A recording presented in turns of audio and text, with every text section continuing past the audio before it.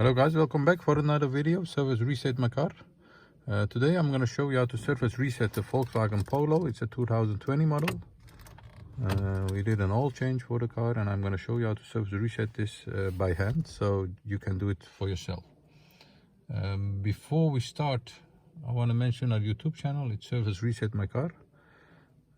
Subscribe if you like our videos. I have more than 100 videos on how to service reset different model cars, and if you have any questions you can use the comment area, then I'll get back to you as soon as possible. Okay, this is a 2020 model Volkswagen Polo. It's a new type, it's a different display, and we start by turn the ignition off. Then there are two buttons over here, this one and this one. The previous model we used this one, and this model we have to use this button. The ignition is turned off.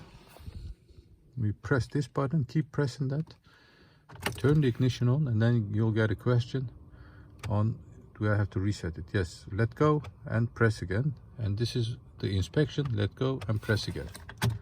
So again, you press this button, you wait for it, let go, press, let go, press. And that's how you reset the oil service and the inspection service. Thanks for watching. Feel free to subscribe, and I'll get back to you with another video on another day.